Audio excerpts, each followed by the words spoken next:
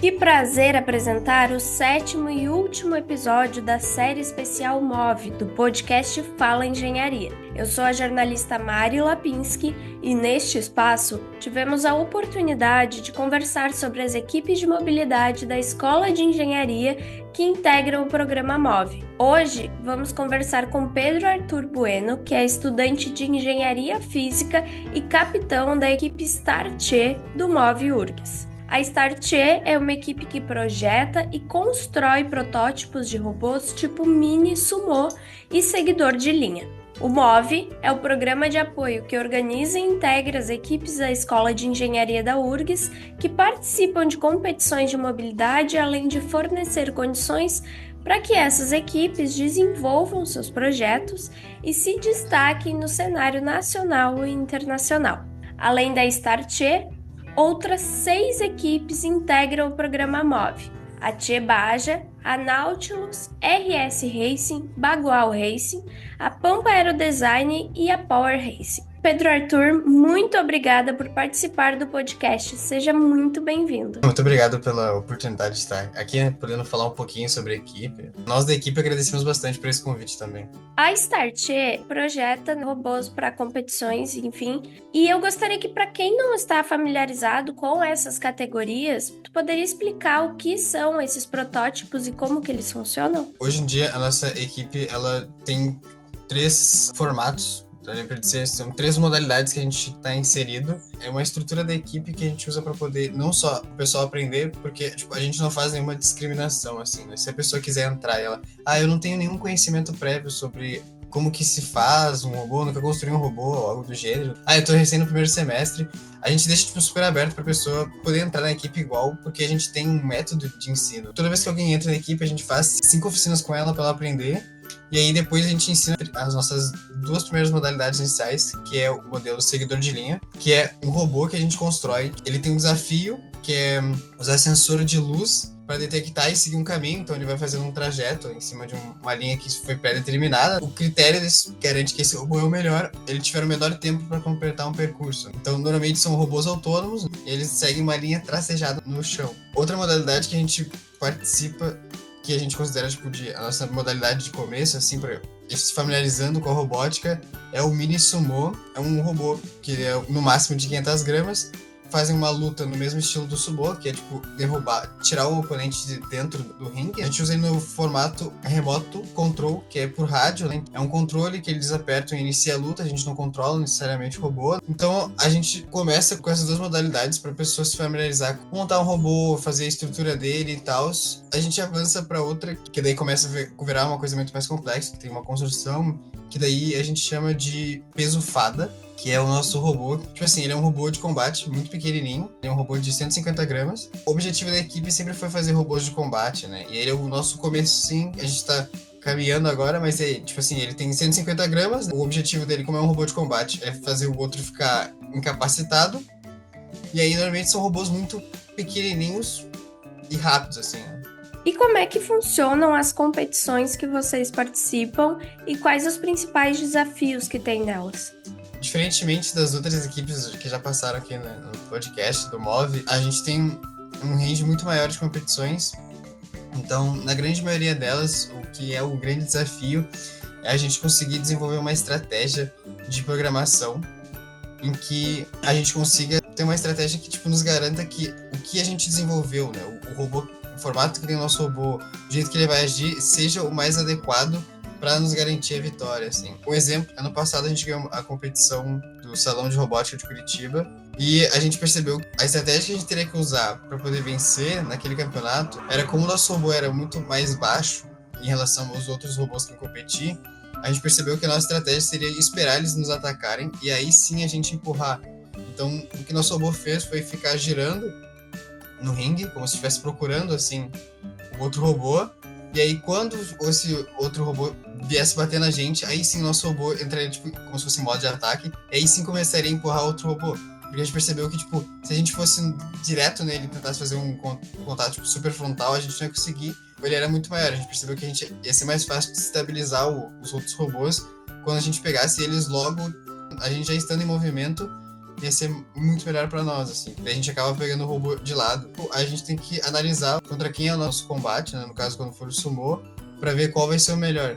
Por exemplo, no robô seguidor de linha, a gente tem que fazer um estudo para ver o que vai ser mais eficiente na questão de dar mais velocidade, né? Então a gente tem que pensar numa melhor estrutura que seja aerodinâmica o suficiente e estável o suficiente para o nosso robô.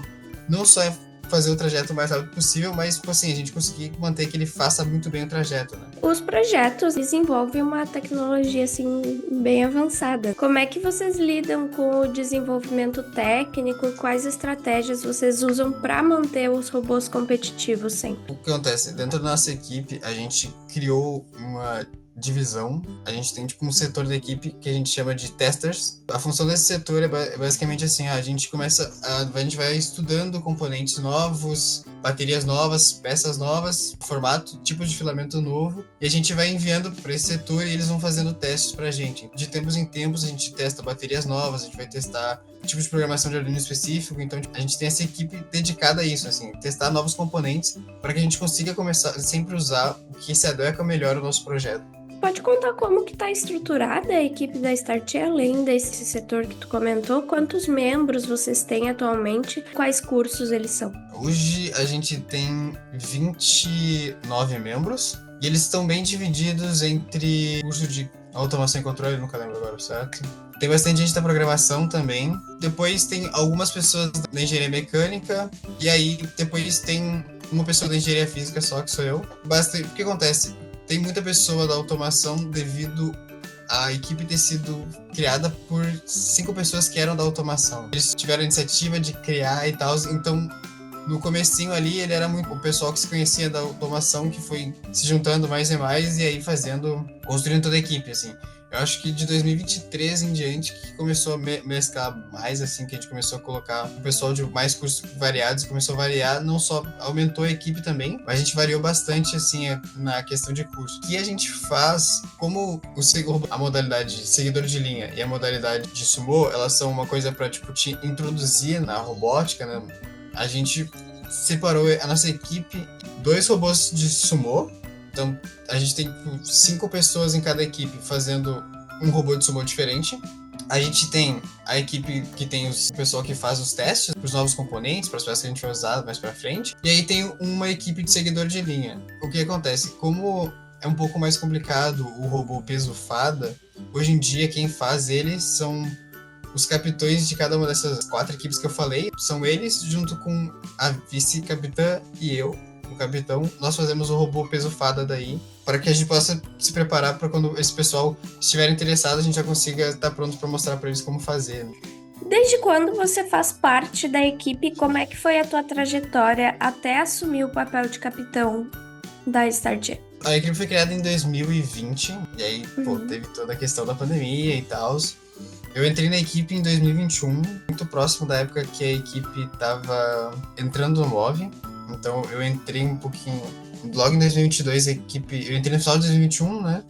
E a equipe virou uma equipe integrada do MOV em 2022. E quando eu entrei, eu fazia parte só de uma das equipes de sumô, eu fazia parte da programação e um pouco da estrutural. A minha equipe chegou a desenvolver um robô que a gente hoje chama de Dummy, que é o nosso robô de teste para programação e de estratégia. Ele é um robô que normalmente a gente não insere ele nas competições, mas ele é um robô que a gente usa para testar ele. Eu quero fazer uma programação diferente, uma estratégia diferente do meu robô, então a gente usa ele, por isso que ele se chama de Dummy. E aí, em 2023, logo depois da gente ter ganhado a nossa competição em Curitiba, no salão de robótica, o capitão daquela época, que era o Luiz, ele chegou em mim e me questionou se eu tinha algum interesse em ser capitão. Eu acho meio um pouco cedo ainda para mim ser o capitão, eu não me importaria em ser vice. Ele foi conversando comigo e foi trabalhando bastante isso comigo, assim, e junto com a Samantha, ele tava tentando ver qual dos dois queria, mas a Samantha é a atual vice-capitã da Startee. E aí meio que a Samantha falava, não, se tu achar alguém para ser capitão, eu sou o vice. Se tu achar alguém para ser capitão, eu sou o vice. E aí a Samantha, a gente ficou nisso, assim, com o Luiz por um tempo. Ele conversou com a gente e aí a Samantha falou, não, eu fico até no final de 2023, então, como capitã. E ainda no começo de 2024, eu virei o capitão. E foi isso que aconteceu, né? A Samantha ficou ali de novembro até janeiro como capitã. Ela fez um trabalho muito importante, assim, porque como a equipe surgiu e teve a pandemia, a gente não estava muito conectado um com o outro, assim, porque a gente não se via. Era tudo muito... tu faz tua parte em casa e a gente junta tudo, né? Era sempre, cada um faz um pedacinho e depois a gente monta o trabalho. A Samantha, assim, nesse tempo que ela ficou como capitã, ela conseguiu fazer uma estrutura muito boa, assim, com a equipe. Ela organizou tudo, ela fez um levantamento de inventário de tudo que a gente tinha. A gente só ia largando as coisas no nosso ambiente, falando, gente, isso aqui... deixa tal coisa lá, galera. E aí, tipo, não tinha mais noção do que a equipe tinha de verdade. Então ela conseguiu estruturar muito bem. E o negócio, uma coisa que ela conseguiu nessa época como capitã muito boa, foi que ela conseguiu 2 patrocínios bons. Ela conseguiu com a EV Baterias. E agora, tipo, a gente tem um fornecimento de baterias para os nossos robôs, que pra gente é complicado, porque normalmente a bateria é mais caro. E também tem o da F3D, que nos fornece os filamentos, e a gente, com isso, a gente tem começado a usar filamentos mais diferentes, em vez de comprar um filamento tipo, de uma cor só, né? Tipo, a gente tem 2 filamentos rosa, um filamento verde, neon, assim. Nosso último seguidor de linha se chamava Seg Barbie, que ele era todo rosinha e tal. Aí depois disso, em fevereiro de 2024, eu virei o capitão da equipe, e aí a gente começou a se organizar para ir em várias competições. Só que, infelizmente, a maioria dessas competições elas estavam programadas para ser entre maio e julho. E aí, como teve enchente e tal, a nossa equipe precisou fazer uma certa pausa na questão de ir para as competições, treinar as produções de robôs. E uma coisa que a gente se organizou e decidiu fazer foi, durante esse tempo, a gente poderia ter continuado fazendo nossos projetos, porque tinha como tu levar para casa, né? Cada um fazer sua parte do robô. Mas a gente decidiu, tipo assim, quem da equipe não tinha sido afetado, tinha disponibilidade, a gente pediu para que ajudasse um projeto da URGS que estava restaurando os eletrônicos. Porque como a gente tem o conhecimento, a gente sabe como limpar, a gente sabe como fazer uma solda, a gente sabe como fazer uma placa, então a gente pediu que quem pudesse da equipe ajudasse, assim, vários da equipe conseguiram ajudar nesse processo de ajudar o pessoal a limpar os equipamentos e eletrônicos, assim. Foi uma decisão importante que vocês precisaram, né, tomar e fazer uma pausa nas atividades, assim como acredito que muitos dos projetos, enfim, priorizar o que no momento era mais importante. Para finalizar, eu gostaria de saber quais são as expectativas e metas da Startier agora em 2025, se vocês têm novos desafios ou projetos em vista. Para agora, 2025, a gente está se programando para ir em 10 competições. Dessas 10 competições, assim, elas são ao longo do ano inteiro. A gente fez como se fossem categorias, onde 3 são competições grandes, tem bastante relevância, 4 são médias e as outras são um pouco menores, na questão de quantidade de gente que vai participar da competição. A Startier percebeu que, para conseguir construir um robô de combate, né, de verdade, assim, que coisa grandão, que tipo, parece no BattleBots, por exemplo, que tem uma arma branca, a gente exige uma necessidade monetária alta. E nem sempre a gente consegue a quantidade necessária de patrocínio para fazer. Coloquei no planejamento é que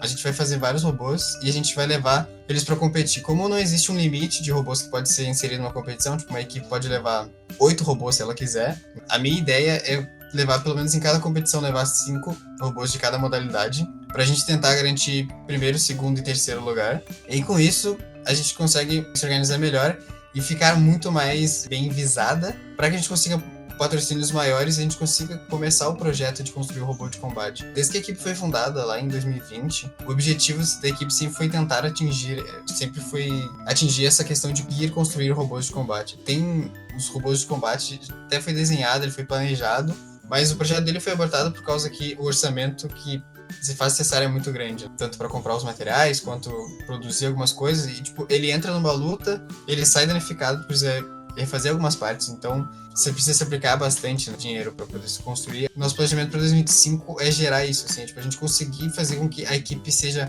muito mais vista, para que a gente consiga patrocinadores que queiram entrar junto a gente nessa questão, assim. É o primeiro patrocinador da equipe, é o SolidWorks, por exemplo, que já dá uma ênfase bem grande a gente ter o SolidWorks como nosso patrocinador, porque ele é o maior software de CAD, de projetos de modelagem. Então, para 2025, a gente quer atingir esse objetivo, assim, a gente quer conseguir, das 10 competições, a gente quer ganhar pelo menos metade delas, para que aí todo mundo conheça a Startier de verdade, né, e seja uma referência, não só a equipe que ganhou a competição no Salão de Robótica, mas que ganhou outras competições também. Pedro Arthur Bueno, muito obrigada por nos conceder essa entrevista.